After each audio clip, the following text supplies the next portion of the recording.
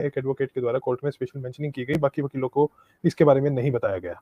इसके कारण से क्या हुआ कि माननीय कोर्ट को तो इस चीज़ का पता नहीं था कि भी कितने केसेस डाले जा चुके हैं, कितने नहीं डाले जा चुके हैं। रूटीन में सुनवाई जो है रिव्यू की हमारे हाई कोर्ट की प्रथा है, केवल फ्राइडे को होती है, तो उस प्रथा के अनुसार हम एक्सपेक्ट कर रहे थे कि सुनवाई होगी 19 को या 26 को, तो 19 को तो हो नहीं पाई, तो 26 को इसकी सुनवाई होगी या फिर 19 को इस बारी, यानी कि परसों आने वाले, ठीक है। लेकिन इसकी जगह अनएक्सपेक्टेडली एडवोकेट ने एक ने बहस की, वहाँ पर जाकर के रिक्वेस्ट की कि जी मेरा केस इतना अर्जेंट है कि कल इसको सुन लो। तो उसके बाद में जो है इस मामले की सुनवाई हुई, तो जैसे ही हमको पता लगा, एक दिन पहले हमको पता लग गया था कि ऐसे-ऐसे सुनवाई होने जा रही है, तो हम कोर्ट में वहाँ पे मौके पर मौजूद थे।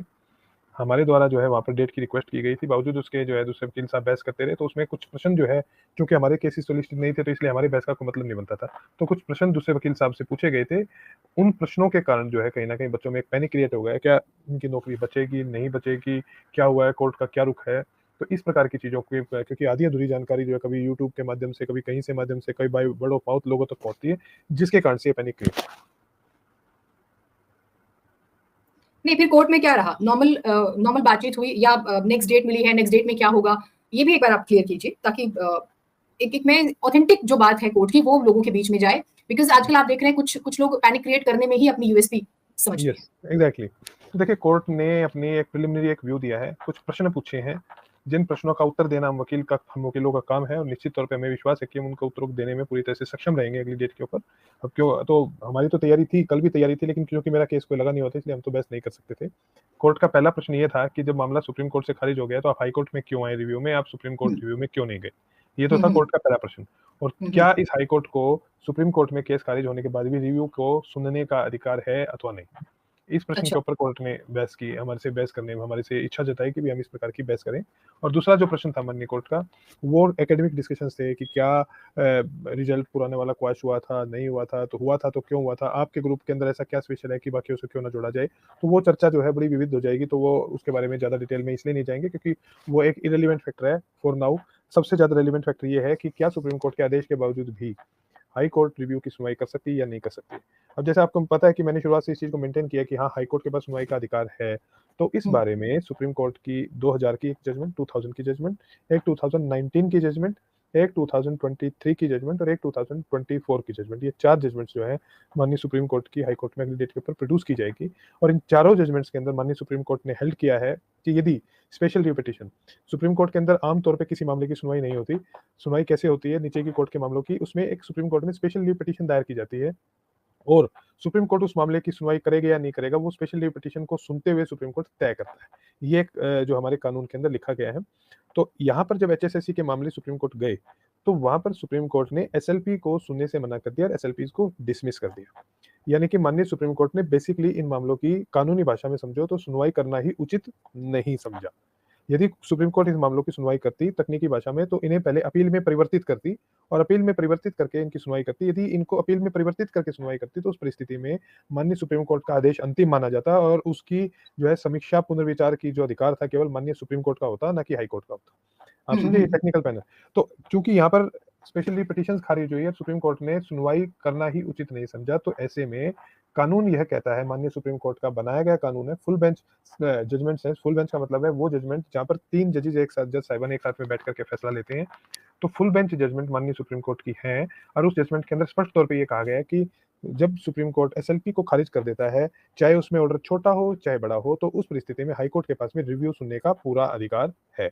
तो ऐसे में हमारी रिव्यू मेंटेनेबल हो जाती है। जो पहला बच्चों में पैनिक है, बच्चों को इस बात को समझना चाहिए कि अभी हमें बोलने का मौका नहीं मिला है, क्योंकि एक वकील साहब ने एक आउट ऑफ टर्न जाकर के बहस करने का एक प्रयास किया था, वो किसी भी कारण से किया हो, तो वो प्रयास के कारण से हमें बोलने का मौका नहीं मिला। कि अगली डेट के ऊपर हम पूरा कानून लेकर के वहाँ जाएँगे, माननीय कोर्ट को आराम से समझा लेंगे। पहले भी सुप्रीम कोर्ट के आदेशों के बावजूद भी हाई कोर्ट ने रिव्यू किया है। मैंने स्वयं कराया, आज से 10 साल पहले कराया, आज नहीं 10 साल पहले। तो ये चीज़ें हो सकती हैं, होने में किसी प्रकार की कोई दिक्कत नहीं है। तो ये टेक्निकल चीज़ के ऊपर आपका केस नहीं फँसेगा कि भई हाई कोर्ट क्या इस मामले की सुनवाई कर सकती है अथवा नहीं। सबसे बड़ा पैनिक यही है बच्चों में कि हाई कोर्ट ने तो सुनवाई से ही मना कर दिया क्योंकि मामला सुप्रीम कोर्ट से खारिज हो रखा।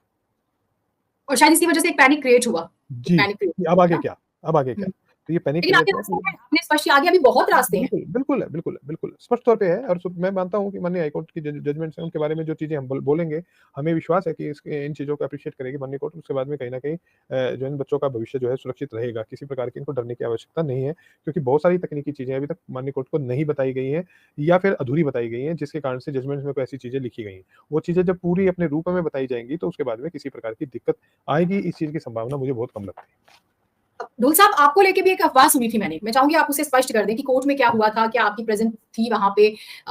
वो अफवाह क्या थी? कुछ यूट्यूबर्स ने कुछ अफवाह फैलाने की कोशिश की थी। मैं नहीं चाहूँगी कि मैं अपनी ज़ुबान से बोलूँ, आप खुद स्पष्ट करें, क्योंकि उसने भी बच्चों को डराया और मेरा पर्सनल कंसर्न है कि किसी को भी नेगेटिव या गलत इन्फॉर्मेशन नहीं जानी चाहिए। देखिए, अफ़वाह कैसे फैली कि एक वकील साहिबान जिन्होंने ये केस जो है आउट ऑफ टर्न सुनवाने के लिए याचिका लगाई थी, कोर्ट में रिक्वेस्ट किया था, तो उनके ऊपर माननीय कोर्ट ने कुछ टिप्पणियाँ की थी, जिन टिप्पणियों को मैं स्वयं भी बोलना उचित नहीं समझता, क्योंकि कोर्ट की टिप्पणियाँ थी, कोर्ट के अंदर आ गई और जब तक वो ऑर्डर का पार्ट नहीं होगी, तो उसके बारे में ज़िक्र करना एक तकनीकी भाषा में समझिए तो अच्छा नहीं होता। या तो वो ठीक है। ऑर्डर का पार्ट होती, ऑर्डर का पार्ट नहीं थी, ओरल ऑब्जर्वेशंस थी, तो वो माननीय कोर्ट की कुछ ओरल ऑब्जर्वेशंस बाहर आई और उनको यूट्यूबर्स ने लोगों के तक पहुँचाने का काम किया, कई रिकॉर्डिंग्स के द्वारा पहुँचाने का काम किया, जिसके कारण एक ऐसा पैनिक क्रिएट हो गया कि माननीय कोर्ट ने मेरे ऊपर ही कोई टिप्पणी कर दी या फिर मेरे साथी वकील हैं रजत मोर साहब, उनके ऊपर कोई टिप्पणी कर दी। तो मैं उनको बता दूं आपके माध्यम से, मेरे ऊपर या रजत मोर साहब के ऊपर किसी प्रकार की कोई टिप्पणी माननीय कोर्ट ने नहीं की, क्योंकि हमारा कोई भी मामला कल सूचीबद्ध नहीं था। जो भी टिप्पणियां की गई केवल उन वकीलों के ऊपर की गई जिनका मामला कल कोर्ट में सूचीबद्ध था।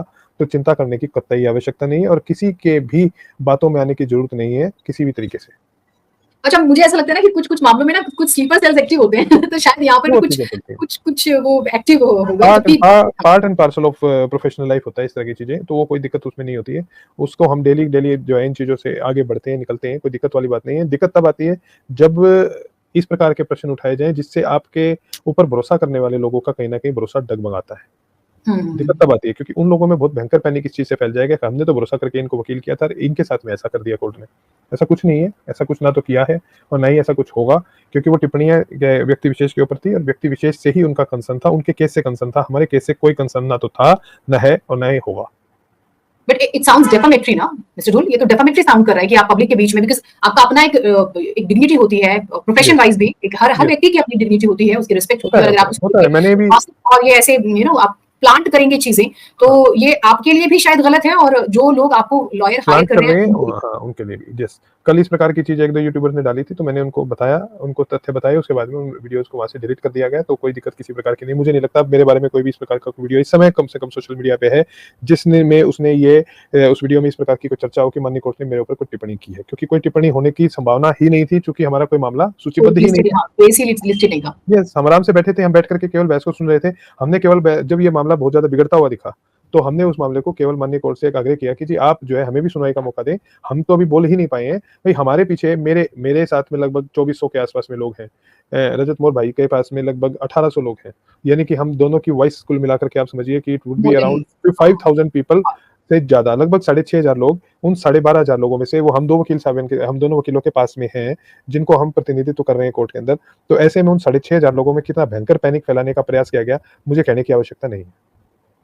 अब आगे क्या नेक्स्ट डेट कब और आगे क्या होता हुआ नजर आ रहा है? अगली डेट 24 जुलाई है। 24 जुलाई के ऊपर इसी चीज के ऊपर चर्चा होगी कि क्या सुप्रीम कोर्ट के आदेश के बावजूद भी हाईकोर्ट इस मामले में सुनवाई कर सकती है कि नहीं। और जैसा कि मैंने बताया कि एक नहीं ऐसी 4 जजमेंट्स, लेटेस्ट जजमेंट तो 15 जुलाई 2024 की है, माननीय जस्टिस सूर्यकांत साहब की, जो हमारी हाईकोर्ट से ही गए हैं, सुप्रीम कोर्ट में इस समय पे जज हैं, उनकी बेंच की जजमेंट है माननीय सुप्रीम कोर्ट की। सुप्रीम कोर्ट ने स्पष्ट तौर पर कहा है कि हाईकोर्ट रिव्यू सुन सकता है जब केवल एसएलपी सुप्रीम कोर्ट ने डिसमिस की है और एसएलपी को अपील में परिवर्तित नहीं किया है। कोई ऐसा पॉइंट जो आप शेयर करना चाहें? कोई दिक्कत, बच्चों को चिंता नहीं करनी चाहिए, बिल्कुल भी उनका भविष्य सुरक्षित है, उनके कानून के सभी दरवाजे पूरी तरह से खुले हैं। ये तो आपकी लड़ाई की पहली सीढ़ी थी, पहली सीढ़ी पे डगमगाने की कोई आवश्यकता नहीं है। लड़ाई लंबी चल सकती है लेकिन आपका भविष्य और आपकी नौकरी सुरक्षित रहेगी, चिंता बिल्कुल मत करें। ठीक है ढोल साहब, बहुत शुक्रिया आप हमारे साथ जुड़े। बेहद ही महत्वपूर्ण कोर्ट में क्या हुआ पहले दिन और किस तरह से अफवाहें फैलाने की कोशिश हुई, लेकिन अफवाहों में नहीं आना है और डेफिनेटली अच्छा होगा पॉजिटिव नोट पर। बहुत शुक्रिया आप हमारे साथ जुड़े।